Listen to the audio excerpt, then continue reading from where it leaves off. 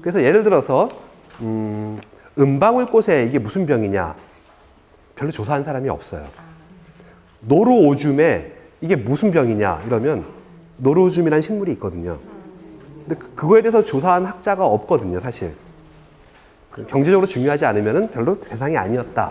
그래서 아마도 제가 볼 때 여러분이 뭔가 별로 이렇게 사람들이 안 했을 것 같은 거. 그렇죠? 예를 들어서 별꽃이라든가 아니면 지나가시다 보니까 무슨 뭐 발행이 같은 게 있다. 아니면은 뭐, 있죠. 별로 흔하지 않은 그런 식물체가 있는데 여기에 이게 무슨 병인 것 같은데 전문의가 있어요. 그러면 아, 이건 전문의병이야 얘기하면은 별로 그거에 대해서 시비 걸 사람은 없습니다. 네. 여러분이 명명자가 된 거예요, 이건. 그래서 아무도 안 했기 때문에. 근데 분명한 거는 이제, 아, 이게 축축하고 물컹물컹하냐, 세균병이냐, 아니면 그냥 건조하면서 그냥 곰팡이병이냐, 그것만 일단 구분하셔도 약을 선택하실 수가 있는 거죠. 곰팡이병에 쓰는 약, 세균병에 쓰는 약.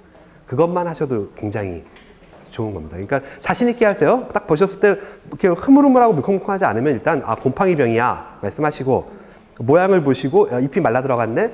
아, 잎 마른 병이야. 뭐 이렇게. 그죠? 탄저병 같은 경우는 내부에 생깁니다, 잎에. 이게 원래 탄저병도 이게 농업에서 시작한 거라 사과라든가 고추 같은 거 보면 중간에 생기죠. 탄저병의 뜻이 이렇게 총탄 할 때 탄자에 흔적 저자거든요. 총 맞은 흔적입니다. 자, 그러면 총을 맞았으면 이게 움푹 나올까요? 들어갈까요? 들어가요. 사과를 보셔도 사과의 가운데가 이렇게 썩었는데 움푹 들어가면서 썩은 건 탄저병입니다. 그리고 그냥 모양 그대로 볼록하게 썩은 거는 겹둥근무늬병이라는 병이 있어요. 고추에서도 이게 가운데가 약간 들어가면서 썩거든요. 이게 탄저병입니다. 고추가 길쭉하니까 이게 동그랗지가 않지 피망 같은 데서는 약간 둥글게 나옵니다. 근데 뭐 어쨌든 이런 식으로 이제 병 이름이 그렇게 돼 있으니까요. 자, 나 곰팡이병이냐 세균병이냐 이렇게 하시면 되겠습니다. 없어지나? 아, 예, 많이 막을 수는 있죠. 고추 그냥 집에서 가꾸는데 그런 게 많이 생기더라고요. 고추가 참 어렵습니다. 특히 고추 역병이라는 병은 예, 정말 밑에 있을까요? 밑에 있겠죠. 밑에 있습니다. 그래서 흙에 있기 때문에 고추 역병이 발생한 그 밭에다가 그 다음에 고추 심어봐야 또 그 병이 또 나요. 그럼 거기다 약을 흙에다가 뿌려놓고 예, 전체적으로 다 할 수 있으면 다 하시고 아니면은 윤작을 하시는 게 좋아요. 식물을 바꿔야죠, 이제. 그래서 되게 안타까운 것 중에 하나가 시골 같은 데 가면 이렇게 크지 않은 밭에 고추가 다 뻘겋게 죽었어요. 고추 역병이 온 겁니다. 뻘겋게 죽었고 거기 옆에는 꼭 할머니 한 분이 앉아 계세요. 그 가슴이 아프죠, 되게 이렇게. 예, 또 심고 또 병나고 이렇게. 그러니까 좀 그러지는 않으시는 게 좋겠다. 예. 자, 그러면 이제 해충에서는 어떻게 약을 쓸 거냐? 자, 빨아먹는 잎을 갖는 흡수성 해충일 때는 진드물 깍지벌레 같은 게 있죠. 네. 자, 이런 거에서는 침투성 살충제를 쓰시는 게 좋아요. 코니도 같은 약이 많이 쓰입니다. 그러니까 죄송합니다. 이게 상품명을 얘기하면은 사실은 안 돼요. 그렇죠? 아, 코니도가 상품명. 예. 그러니까 지금 저 방송 뭐 찍어서 이렇게 어디 올리시는데 상품명을 얘기하면 사실 안 되거든요, 이건. 그래서 근데 그게 어려워요. 이미다클로프리드 이렇게 말씀드리면 되게 어렵거든요, 이게.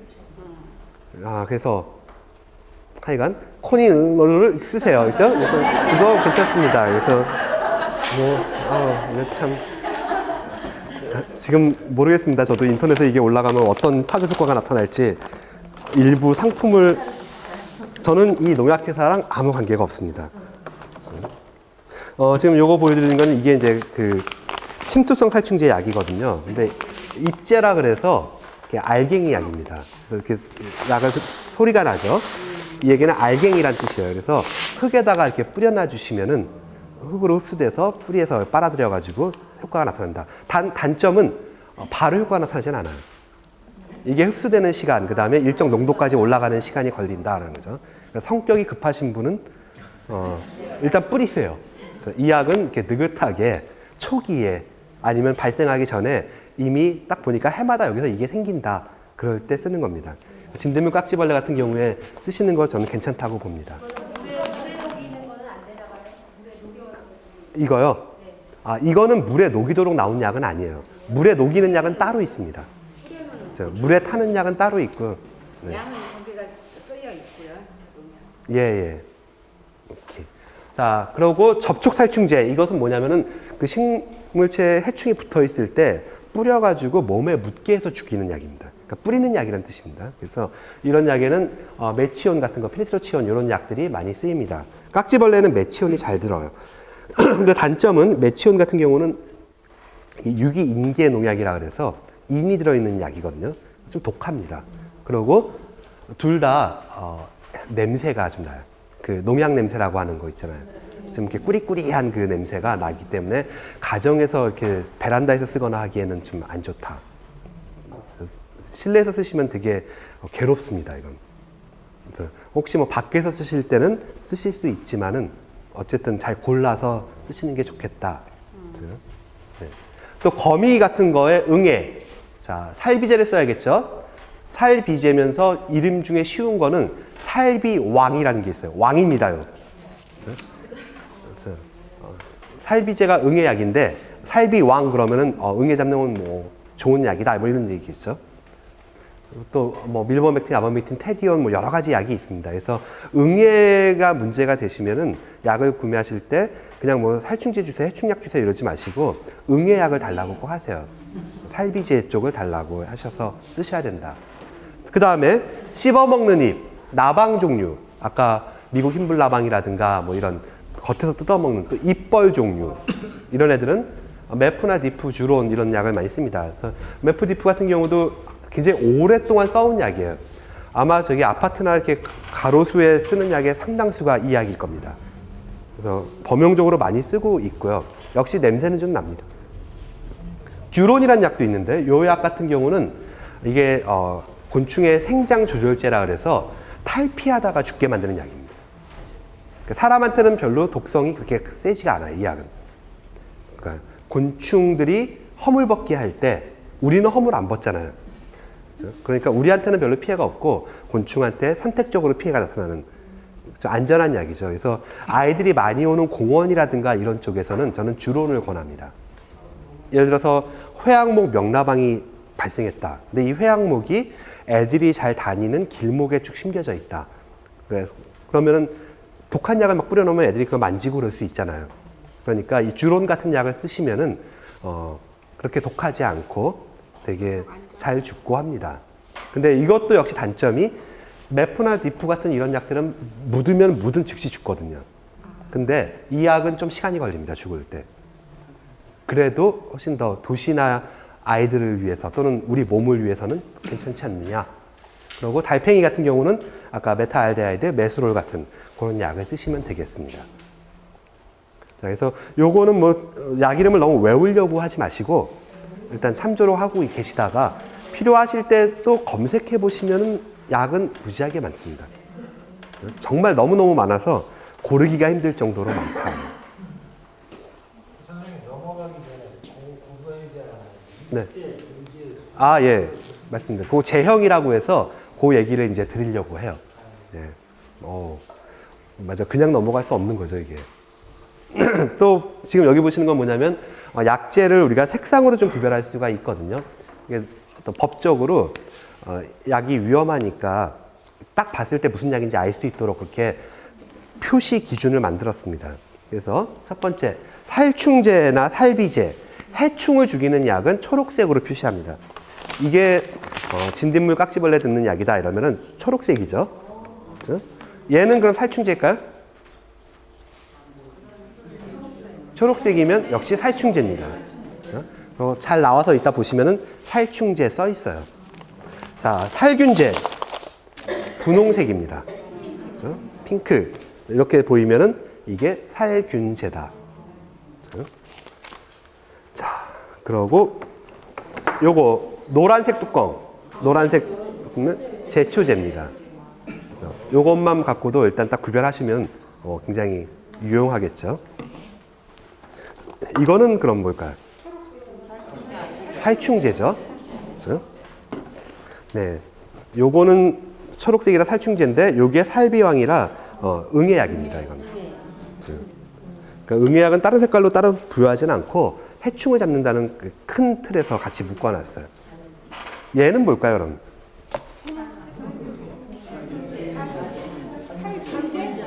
그렇죠. 살균제입니다. 균을 막는 약이에요.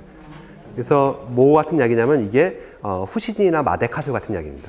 나무에 상처가 났거나 가지치기 했거나 외과 수술했을 때, 뭐 돌연했을 때 이럴 때 붓으로 찍어서 발라주는 약이에요. 그러면 균이 침투하는 걸 막아주는 거죠. 네. 자, 됐습니다.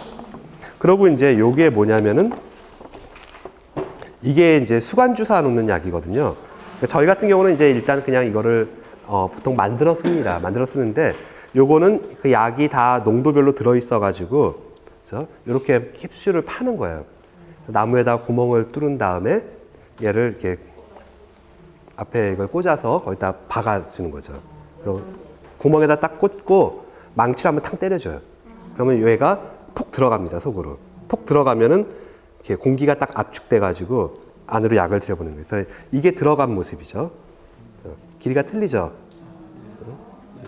예, 그래서 보통 그 뭐 방패벌레라든가 꽃매미라든가 뭐 여러 가지 빨아먹는 해충들이 나타났을 때, 그럴 때는 그러니까 플라타나스라든가 이렇게 큰 나무들에는 이런 거를 이렇게 꽂아놔 주면은 효과가 굉장히 괜찮아요.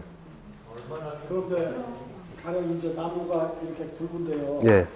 이쪽 가지에 해충이 많으면 구멍을 이쪽으로 해서 주사 놔주는 게 좀 효과적이잖아요. 보통은 이렇게 약이 이렇게 회전하면서 물이 올라갈 때 직선으로 안 가고 약간 이렇게 돌면서 가거든요. 그래서 저희는 어떻게 하냐면은 나무가 좀 크고 이럴 때는, 그러니까 직경이 10cm 이하일 때는 이걸 하나를 꼽습니다. 하나 꼽고 15cm 됐을 때 2개, 20cm가 되면은 하나 또 늘리고 5cm 늘어날 때마다 개수를 늘려줘요. 늘릴 때는 방향을 2개 꼽는다 그러면 이쪽과 이쪽 이렇게 꼽고요. 3개 꽂으면은 이렇게 세 방향으로 꼽고 이런 식으로 돌아가면서 꼽는 거죠. 그리고 꼽는 위치는 위쪽에 꼽지 마시고 아래쪽에 꽂으셔야 됩니다. 땅가에서 한 20cm 이내. 그렇죠? 왜냐하면 위에다 꽂으시면은 물은 항상 위로 올라가기 때문에 약이 위로만 가요. 근데 아래쪽에 꽂으시면은 밑에서부터 전체적으로 다 약이 처리가 된다. 네. 근데 얼마나 들어가야 되는 나무에 네. 어디까지 들어가야 되는 아, 나무에 꼽는 건, 자, 나무에는 깊게 하실 필요 없어요. 그렇죠? 그러니까 나무가 아무리 커도 물질이 이동하는 곳, 물이 올라가는 곳은 껍질 바로 밑입니다. 네. 그렇죠, 그렇죠. 그래서 보통 그냥 통상적으로 너무 막 신경 써가지고 막 드릴로 뚫는데 물건 그래서 삭 이럴 필요는 없어요. 그냥 한 4cm, 3에서 4cm 정도 깊이로 구멍을 뚫습니다. 그러면은 뭐 웬만한 약은 다 들어간다. 그래서 나무가 크다고 깊게 하지 마시고. 두께예요. 네? 소나무 같은 거 두껍잖아요. 예. 그것도 똑같이 4cm 정도? 예, 4cm 정도 뚫으면은, 그러니까 약간 좀 생각해 보세요. 그러니까 이게 너무 껍질이 두꺼운 애들은 조금 감안을 하시고 껍질 조금 떼어내신 다음에 뚫으시든가 하시고, 근데 보통 아무리 두꺼워도 한 4cm 정도 뚫으시면은 웬만한 건 거의 다 되습니다. 소나무는 좀 조심하셔야 됩니다. 이게 수액이 올라가는 시점이 지난 다음에 꽂으면 별로 효과가 없어요. 보통 한 3월 이전에, 그렇죠? 소나무는 송진이 많이 나오잖아요. 그러니까 한 4월 넘어서 수관주사를 꽂으면은 약이 잘 안 들어갑니다. 그래서 물이 올라오기 이전에 한 2월 말이나 3월 초쯤에 아직 좀 추울 때 수관주사를 놔주는 게 소나무한테 맞다. 네. 그리고 구멍은 수평으로 뚫지 마시고 아래쪽으로 뚫으셔야 돼요. 그러니까 꼽히는 각도가 이렇게 꼽혀야겠죠. 그렇죠? 이렇게 꼽지 마세요. 또는 이렇게 꼽으면 이거는 정말 이상한 겁니다. 그렇죠? 그러니까 이 각도가 되게 드릴로 한 4cm 뚫으시고 이렇게 딱 꽂으시고 이렇게 한다. 예, 뭐 이거의 종류는 많습니다. 그러니까 이게 비싸요, 근데. 그래서 저희 같은 경우는 그냥 제가 약을 이렇게 농도별로 조제를 해서 희석한 다음에 이게 수관 주입용 통들이 또 있거든요, 싼 거. 그래서 그런 거를 꽂고 거기다 약을 딱딱딱 넣어주는 그런 방식도 씁니다. 그래서 방법은 여러 가지가 있다. 자, 그러고 살포 방법에 따라서 액체 상태로 쓰는 게 있고 고체 상태로 쓰는 게 있어요. 액체 상태로 쓴다 이 말은 약을 물에다가 타서 쓴다는 뜻입니다. 그렇죠? 물에 타서 쓰는 약이 있고 고체 상태로 그냥 쓰는 약들이 있는데 유제, 수화제, 액제 같은 경우는 액체 상태, 입제, 분제는 고체 상태로 쓴다. 자, 그러면 한번 볼게요. 요 칸을 한번 펴보십시오. 네. 약제 제형이라 그래서 같은 약이라고 하더라도 쓰는 목적에 따라 또는 편리하려고 형태를 달리한 겁니다. 이거를 우리가 만드는 과정을 그렇게 만들어진 형태를 제형 이렇게 얘기하는 거예요. 예를 들어서 자, 진통 해열제로 가장 많이 드시는 것 중에 하나가 타이레놀일 겁니다. 그렇죠? 아세트아미노펜이라고 하는 성분이 들어있는 약이에요. 진통 해열을 한다. 그럼 타이레놀을 여러분은 어른이 드실 때 어떤 형태로 드시나요? 알약으로. 자, 알약으로 타블렛이죠. 예. 이렇게 정제해서 알약으로 약간 길쭉한 하얀 약으로 드시는 거예요. 근데 어린 아이들이 먹을 때는 이렇게 해가지고. 그렇죠. 시럽으로 먹이거나 이 약을 빻아서 가루약으로 만들어서 먹여야 된다고요. 그렇죠? 그러니까 타이레놀 같은 약인데 유효 성분도 같습니다. 근데 어떤 거는 물약으로 나오고 어떤 거는 알약으로 나오고 어떤 거는 뭐 가루약이라고 하는 거는 사실 없어요. 그냥 빻는 겁니다. 약사 선생님이 빻아서 이렇게 아이들 먹기 좋게. 그렇더라고요. 애들이 어린 한 5살 정도만 돼도 이렇게 약을 못 삼키더라고요. 알약을. 왜 못 먹어? 막 그래도 못 먹는 거예요. 그러면 이제 시럽을 사다가 특히 갓난아기들 아주 어릴 때 이럴 때는 뭐 알약은 전혀 못 먹죠. 양도 많거니와 그래서 양도 조절해서 시럽을 이렇게 쭉 넣고 약을 빻아주면은 거기다가 이렇게 약을 넣어서 약 손가락으로 이렇게 저어서 애한테 탁 먹입니다. 그래야 먹을 수 있는 거예요. 저는 뭐 개인적으로 좀 우리나라에서 어떤 불신풍조가 생기는 최초의 시점이 아닌가 싶어요. 숟가락이 다가오면 애들은 이제 먹을 거다 하고 입이 나오잖아요. 삐쭉삐쭉. 근데 쑥 들어오면 써요. 약이에요. 하면서 밀어내요. 밀어내면은 엄마는 애를 딱 잡고 숟가락으로 싹싹 긁어서 막 먹여야 되니까. 그럼 애는 당한 거잖아, 이게. 엄마가 맛있는 거 주는 줄 알고 믿고 입을 벌렸는데 먹을 게 쓰다 막 이러면 그래서 이제 처음으로 이제 이 사회는 믿을 게 아니구나 뭐 이런 걸 느끼지 않겠나. 우리 사회가 좀 더 이렇게 믿고 사는 사회가 되려면 먼저 약부터 만약에 물약도 못 먹는 애면 어떡할까요? 주사. 너무 깐난애니까 혈관 찾기도 힘들고 뭐 주사도 좀 안 좋다. 애가 밤에 열 난다. 막 좌약이죠, 이땐. 타이레놀 좌약이 있습니다. 그렇죠? 이게 다 제형인 거예요. 그러니까. 같은 약에 같은 약 성분인데 어떻게 쓰느냐에 따라 형태를 달리했다 이 얘기죠. 제형이 많은 게 좋은 겁니다. 만약에 타이레놀 같은 약이 좌약만 나왔다고 생각해 보세요. 어른도 무조건 좌약을 써야 돼요. 막, 나 열나 막 이러면 이제 화장실 가서 이렇게 푹 하면 이상하잖아요. 그렇죠? 그러니까 이렇게 농약도 그래서 쓰는 거에 따라서 형태를 바꿨습니다. 유제라고 하는 거는 뭐냐면은 자, 이게 유제입니다. 병에 들었죠. 그러면 이렇게 해보세요. 여러분은 아이콘을 한번 만들어 보세요. 판매 형태 요 칸에다가 유제. 자, 이 옆에는 이렇게 물병을 그리시는 겁니다. 이거는 이렇게 병에 담긴 액체로 파는 약입니다. 이거를 따서 물에다가 타시면 돼요. 그러면 뭐같이 되냐? 우유같이 된다. 그래서 유제입니다. 하얗게 우유처럼 변하는 거예요.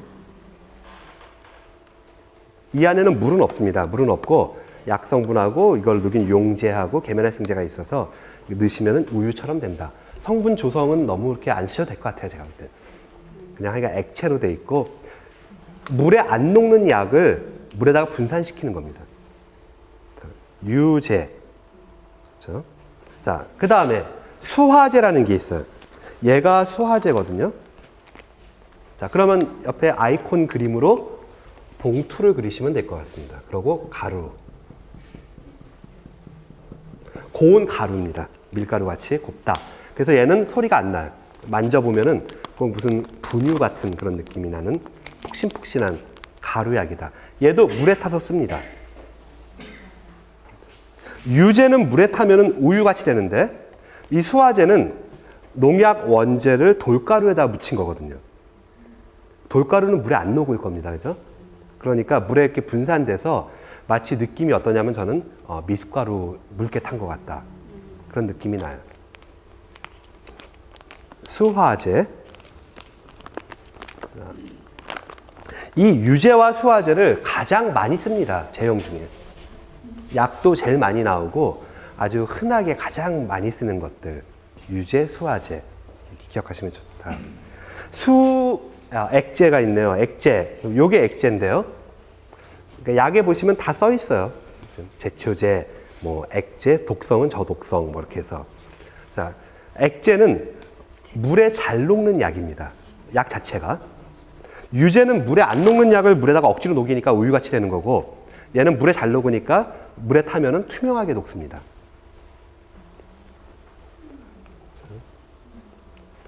자, 그리고 수용제. 수용제 같은 경우는 얘가 수용제인데요. 가루약인데 얘도 역시 물에 잘 녹는 가루로 만들었어요. 그 설탕물 같이 그렇게 됩니다. 자, 요 종류까지. 그나마 이게 제일 많이 쓰이고 두 개 또 그나마 쓰인다 그러면 여기까지가 물에 타서 쓰는 약입니다. 자, 여기서 알 수 있는 거는 식물체에다가 약을 줄 때는 가장 순한 그 베이스가 물이라는 뜻입니다.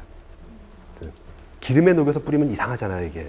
그러니까 물에 녹여서 뿌리는 게 그나마 제일 순하다는 뜻. 자, 그 다음에 입제는 아까 보여드렸죠. 자, 그러면 이제 액제. 액제 옆에도 저는 이렇게 물병을 그리고 이게 액제예요. 수용제도 봉투에 가루입니다. 근데 입제 같은 경우는 봉투에 알갱이에요. 자, 이게 입제입니다. 알갱이 약이다. 그러니까 식물의 잎에다가 뿌릴까요? 안 뿌릴까요? 안 뿌리죠. 안 뿌려요. 잎에 안 붙습니다. 다 흙에다 뿌리는 약이에요. 그리고 너무 흙하고 섞지 마십시오. 예, 뿌리에 직접 담으면 오히려 안 좋으니까 그냥 흙 위에다가 뿌려놔주시고 이렇게 그냥 물 같은 거 조금씩 넣어주시면은 서서히 녹게 만드는 그런 약입니다. 자, 그래서 각각의 이런 것들이 제형이다. 그러면 어떤 제형을 쓸 거냐는 그때그때 좀 골라서 쓰시면 되는 거예요. 근데 어쨌든 제일 이렇게 쭉 나무에다가 쭉 뿌리는 약들은 유제나 수화제를 가장 많이 쓴다. 분재라고 앞에 뒤에 수용품. 아, 분재요. 예, 분재. 분재는 가루약인데요. 봉투에 든 그냥 가루약입니다. 그래서 분재는 물에 타서 뿌리는 게 아니라 그냥 가루를 뿌리는 거예요. 논 같은 데서 이렇게 두 분이 이렇게 긴 자루 갖고 이렇게 탈탈탈탈 털면서 하얗게 가루로 뿌리는 거 있잖아요. 그게 분재인데 여기서 왜 뺐냐면은 벼농사 외에는 사실 안 씁니다. 우리 원예 쪽이나 뭐 이렇게 실내 아니면은 공원, 도시 이런 데서는 분재를 안 써요. 왜냐면 별로 효과도 이렇게 없고 그게 가루가 날리면 일단 보기가 싫고 그렇기 때문에 거의 안 쓴다. 벼농사에만 조금 씁니다. 그러니까 분재도 물에 타는 게 아니라 그냥 뿌리는 약이다 이런 얘기죠. 예. 좋습니다. 다 굉장히 이해를 잘 하시는 것 같고 사용 형태에서는 뭐 저 같으면은 물에 타서 뿌린다, 물에 타서 뿌린다, 물에 타서 뿌린다, 물에 타서 뿌린다, 그냥 흙에 뿌린다. 물에 타면 우유같이 된다, 미숫가루같이 된다, 투명하다, 투명하다. 뭐 이 정도 이렇게 해놓으시면은 좀 기억이 남지 않으실까 싶습니다. 네. 자, 사실 굉장히 어려운 거 지금 하시는 겁니다, 이게. 자, 그 다음에 또 이거 외에 이제 도포제 같은 거는 하나 보신 거예요, 그냥. 많이 쓰는 건 아닌데, 이런 걸 도포제라 그래서 도포하는 약입니다. 그냥 물에 타는 게 아니라 그냥 붓으로 찍어서 이렇게 발라준다. 네? 예, 맞습니다. 예. 자, 그리고 이제, 계산 문제입니다. 산수를 좀 하셔야 돼요. 그럼 약을 어떻게 탈 거냐? 그래서 보통 우리가 약을 탈 때 뭐 퍼센트액을 만들기도 하고 여러 가지를 쓰지만은 가장 흔하게 쓰는 게 배액조제법입니다. 자, 배액법. 이 배액법은 1000배액을 기준으로 잡아요, 항상. 모든 여기 나오는 약들은 1000배로 맞춰서 뿌리면 어느 정도 적당하게 농도를 맞춘 약들입니다. 주 공통이에요. 예. 예. 일단 기준을 1000배로 잡으십시오. 1000배의 좋은 점이요. 자, 배액법 중에 1000배액. 1000배는 약을 1을 넣고 물을 999를 넣어서 이거를 1000으로 만들었다는 뜻입니다. 그러니까 약이 1이에요. 자, 약 1을 전체 용량을 1000배로 늘렸다 이런 얘기죠. 자, 그러면 1000배액으로 1리터를 만들겠다. 1리터는 몇 cc일까요? 1000cc. 그렇죠? 3리터는 3000cc. 호프집에서 여기 3000이요 이렇게 말씀하셔도 되고 여기 3리터요 이렇게 말씀하셔도 되는 거죠. 그래서 자, 1리터는 1000cc죠. 그럼 1리터 안에는 약이 얼마가 들어있어야 1000배액이 되느냐? 1cc입니다. 약이 1cc만 있으면은 1리터에는 약이 1cc가 있으면 1000배액이 되는 거예요. 자, 10리터는 1000cc가 됩니다. 약이 얼마 있어야 되느냐? 10이 됩니다. 그렇죠? 100리터면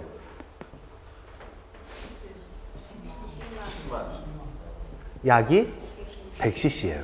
자, 그러니까 지금 딴 거 뭐 계산하는 거 어렵게 하지 마시고 이 규칙을 한번 생각해 보세요. 1리터에는 1cc, 10리터에는 10cc, 100리터에는 100cc. 그렇죠? 이게 1000배액의 장점이거든요. 원래 만드는 총 용량을 희석 배수로 나눠주는 겁니다. 자, 나눠줘 볼게요. 1000cc를 1리터 만든다. 자, 1000cc를 희석 배수가 1000배니까 1000으로 나누면은 그냥 1이죠. 그렇죠? 만약에 10리터면 1000cc니까 1000cc를 1000으로 나누면 그냥 10이 남는 거예요. 1000단위 넘어가는 거를 그대로 그냥 이용하는 겁니다. 자, 그럼 여기 20리터를 1100으로 만들 때는 약이 얼마 필요할까요?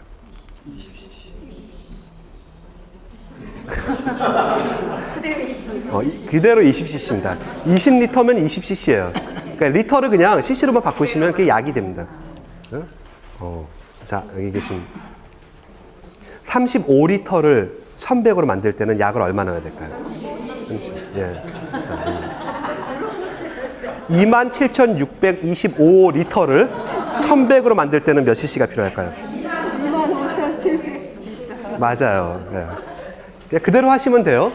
자, 이게 1100이기 때문에 예를 들어서 지금 이 약병이 500ml짜리 들어있는 약이거든요. 500ml, 500cc가 들어있습니다. 그러면 이거는 1100으로 만들면은 500리터를 만드는 양이 되는 거예요. 그렇죠? 그래서 보통 보면은 이제 큰 물탱크에 물을 한 100 정도 채워 놓습니다. 조금 물을 먼저 채우고 이거 한 병을 따서 한 병을 다 집어넣어요. 그리고 물을 쭉 채워서 500리터를 채우면은 그게 그 탱크 안에 1100으로 만들어진 겁니다. 그러면 두도라고 만든 거네. 그렇죠. 이게 생각보다 많은 양을 만드는 거예요. 1100으로 할 때는. 근데 자, 이번엔 500배를 한번 하겠습니다. 500배는 중간을 다 잘라버려. 자, 500배액으로 하면은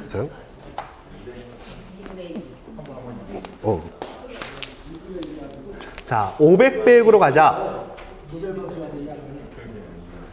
1리터를 만들면 1000cc잖아요. 1000을 500으로 나누는 겁니다.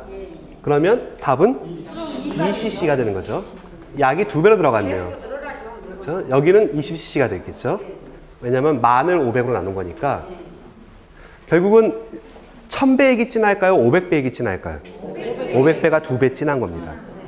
그러니까 약을 이만큼 넣고 물을 채워서 얼마나 늘렸냐, 1000배를 늘렸냐, 500배를 늘렸냐. 이런 얘기죠. 그래서 보통 보시면은 웬만한 거는 그냥 1100으로 처리하시면은 상당히 안전한 쪽에 들어가고요. 근데 이제 만드시다 보면은 너무 흐린 거 아니야? 이런 생각이 들어요. 왜냐면 잘 생각해 보세요. 1리터의 물에다가 1cc나 1g을 넣는다. 1cc가 얼마 안 되거든요. 정말 얼마 안 돼요. 1g도 얼마 안 돼요. 그러니까 이게 너무 적은 거 아니야? 막 이런 생각을 하게 됩니다. 사실 근데 그 정도 넣어서 해도 되거든요. 그러다 보니 근데 사람이 너무 적은 것 같으면은 조금 더 넣습니다. 그러면 이제 500배까지는 쉽게 가요. 막. 그래서 요즘에 와서는 이제 이렇게 여러 자료에서 보면은 1000배기 기준인데 한 800백 또는 500백 이렇게 처리를 해라 이런 말도 꽤 있습니다. 근데 분명한 거는 약이 생각보다 많이 들어가진 않는다는 거죠. 자, 그러면은 만약에 500백으로 1리터를 만든다. 그러니까 만드는 양은 여러분이 정하시는 건데요. 네, 베란다 정원이 있어요. 베란다 정원이 있고 식물이 쭉 심겨져 있는데 한 1리터 정도면 이거 다 칠 것 같아요, 느낌에. 1리터 어느 정도인지 아시잖아요, 그죠? 그 정도면 뭐 충분히 다 쓸 것 같습니다.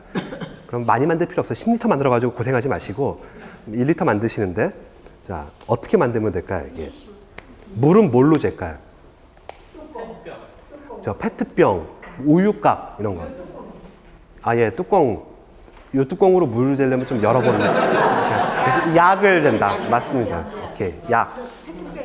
그쵸? 뭐 학교처럼 뭐 메스 실린더가 없네, 비커가 없네 이런 거 필요 없어요.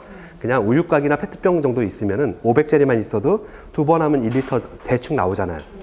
그거 좀 틀린다고 혼나거나 이러지 않거든요. 그러니까 그 다음에 약은 뚜껑을 쓰시면 됩니다. 뚜껑이 이게 보통 10cc짜리거든요, 보통.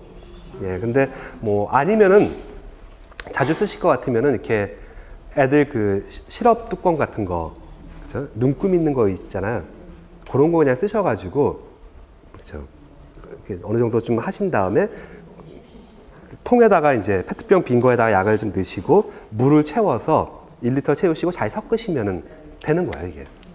거기다가 이제 스프레이 건 같은 거 꽂으셔가지고 칙칙칙 하는 거 꽂으셔가지고 비닐장갑 하나 끼시고 이렇게 칙 해서 뿌려주시면 됩니다. 뿌리실 때는 이렇게 윗면에 일단 뿌리죠. 윗면에 뿌리는데 문제는 병원균이나 해충은 잎의 뒷면에 더 많아요. 그러니까 윗면에 축 뿌리시고 아우 다 했다 이렇게 하시면 안 되고 잎 뒷면을 잘 하셔야 됩니다. 잎 뒷면에 촉촉하게 묻게. 그리고 대체로 하루 뿌리신 다음에 효과가 탁 나타나는 경우도 있지만은 한 이틀이나 3일 있다가 또 한 번 해주시는 게 좋다라는 거예요. 그렇죠? 이런 식으로 하시면은 뭐 쉽게 하실 수 있습니다. 네. 저희는 화분이 뭐가 있냐면 이렇게 투명하고 있는 요만한 아주 가는 벌레. 아, 예. 투명하고 가는데. 그러니까 길이가 요 정도밖에 안 돼. 기름치가 한 2.5cm 정도. 근데 아주 또 가늘어요. 가늘고 그런 벌레가 있는데 화분 밑에. 화분 밑에. 화분 속에 이렇게 있는데 이렇게 가끔 이렇게 나오더라고요. 글쎄요, 이게 참 그렇게 말씀을 들어서는 저도 참 어렵거든요, 이게. 벌레. 오늘 사진을 찍어도 잘 안 보일 것 같은데. 예.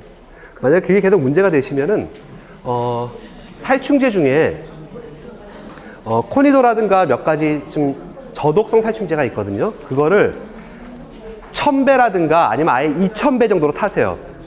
2000배면은 물의 양이 2배로 늘어나는 겁니다. 그래서 묽게 타신 다음에 그걸로 이렇게 흠뻑 화분에 이렇게 물이 쫙 밑까지 흘러나오게끔 한번 쫙 주시면은 만약 그 흙 속에 있는 것 같다 이러면은 처리가 될 겁니다. 약국에서 샀어요. 그때 얼마 죠? 10,000원이나 80,000원. 그걸로 이렇게 뿌리면 된다고 했는데.